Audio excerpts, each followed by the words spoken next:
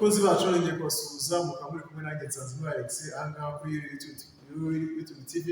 Nabanje nje kubaganiriza kuri rwa rekare rw'indwara zandurira mu mibonano mpuzabitsina. Umunsi tukaba tugiye kurebera hamwe ku ndwara yitwa Syphilis cyangwa mu kinyarwanda Mburugu. Nk'uko byagaragaye, Mburugu ni indwara abantu benshi barwaye ku isi, muri rusange bose bararwaye, aho usanga abantu 2000 usanga abantu 3 barwaye Syphilis. Ushaka kugira ngo ni umubare mutoya ariko kubyira abantu bagize igihugu cyangwa isi yose, watubona uburyo iyo ndwara irwaye n'abantu benshi.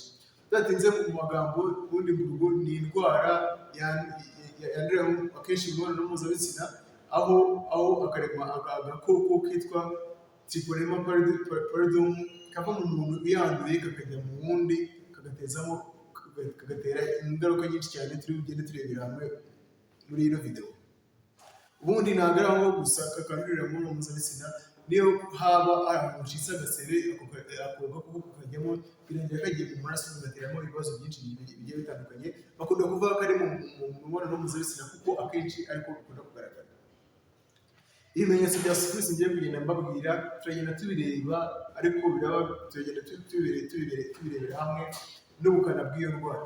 Ubundi Syphilis bitangira iyo yanduye akenshi ahantu hacitse agasebe tuvuga kari ku gitsina, bitangira uzanye akantu k'akabyimba, byarangira bikazagenda kagaturika, kamara guturika hakaza igisebe kitaryana ariko ubona ko kimeze nk'akantu k'akasebe. Iyo bikomeje gutyo biragenda igakomeza ikinjira mu maraso, ikayangira mu bice by'umubiri bitandukanye, Iki gice cya mbere twavuze aho hamwe handi haba hacitse igisebe ku gitsina, akenshi bakunda kubyita primary syphilis cyangwa syphilis, ntabwo ari iya mbere. Noneho iyo imaze gukwirakwira mu maraso ikagenda igatera ibibazo byinshi cyane, aribwo usanga umuntu atangiye kugira umuriro, agatangira kubabara mu ngingo, agatangira kubabara mu nyama, mu mikaya, agatangira kuribwa umutwe, agatangira kunanuka, agatangira kumva acitse n'intege. Ibyo bimenyetso bikaba biza ahanini nyuma y'ibyumweru bitatu kuzamura. Usanga aho bigarukira gusa ubwo iragenda ikanyanyagira, igakomeza igatera n'ibibazo ku ruhu, ugasanga twadusebe ukongera igatera utuntu tw'utubyimba ku ruhu twinshi cyane, ubundi ugasanga no ku ruhu ufite n'uruhu rwagiye rwangirika, no mu kiganza cyangwa mu birenge naho hakazamo utuntu tw'utubyimba tugaturika, tugateramo ibintu by'amabara bigiye bitandukanye ku ruhu. Cyangwa gusa ahubwo muri iki cyiciro cya kabiri cy'iyi Syphilis iragenda igatera n'ibindi bibazo cyane, ikaba yatera ibibazo ku mwijima, ikaba yatera ibibazo mu mara, ikaba yatera n'ibibazo mu magufwa. Cyangwa iyo bimaze kugenda gutyo, Syphilis iragenda igasa nk'aho yabuze. Icyo gihe tukita latent stage cyangwa latent Syphilis. Icyo gihe ntabwo bugaragaza ibimenyetso kubera ko ubudahangarwa bw'umubiri busa nk'aho bwaragabanyije ubukana bwayo, ariko ntabwo biba bivuze ko Syphilis wayikize. Iyo bagupimye mu maraso cyangwa bakagupima kwa muganga, baragenda bakabona ko gifite Syphilis itarakira, kuko ubugaragaza positive cyangwa bigaragara kwa muganga babona ko urwaye Syphilis.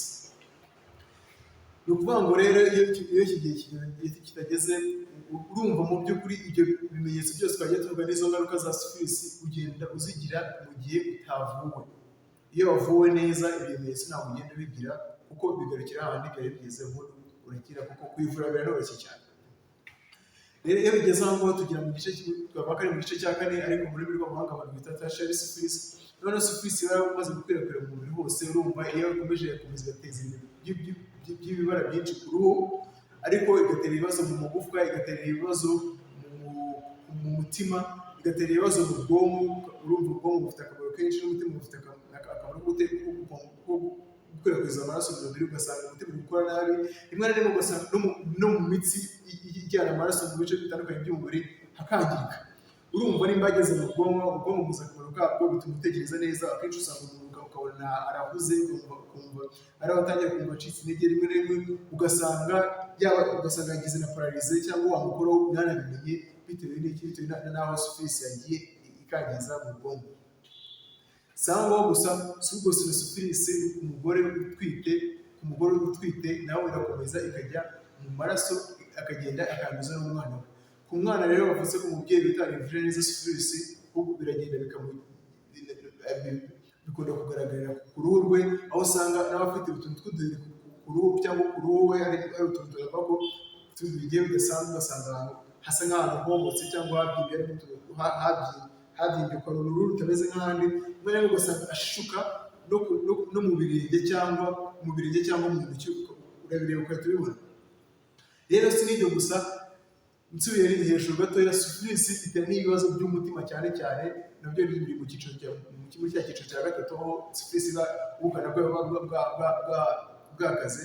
Hakiyongeraho n'uko akenshi usanga syphilis itera ibintu by'ibisebe by'ibituri by'ibisebe, aribyo bakunda kwita granulomatous syphilis. Ibyo nabyo bikaba ari ibintu bishobora kukwereka ko syphilis igeze ku rwego rukomeye cyane, aho igeze mu cyiciro cya gatatu akenshi ikunda guteza ibibazo, urumva ingaruka nta zindi, ni urupfu, urumva niba umutima udakora neza, nimba n'ubwonko butameze neza, urumva ko bateye n'ibibazo mu bice byinshi bitandukanye no mu mpyiko, nta kindi kiba gisigaye. Akenshi iyo utavuwe neza igusigira ibisigisigi bikomeye cyane, urabona ko n'urupfu narwo rurimo. Nk'uko tubizi rero, ino ndwara ikaba yandurira mu mibonano mpuzabitsina. Ikintu nakubwira ni uko ugomba kwirinda gukora imibonano mpuzabitsina idakingiye, ukirinda gukorana imibonano mpuzabitsina n'abantu benshi batandukanye, ugashaka umuntu umwe mukajya kwa muganga mukipimisha nimba kwifata byarakunaniye cyangwa gukoresha agakingirizo byarakunaniye, mukipimisha izo ndwara zose zitandukanye, ubundi ukajya gute ukirinda, bikagabanya ibyago byo kuba warwara syphilis.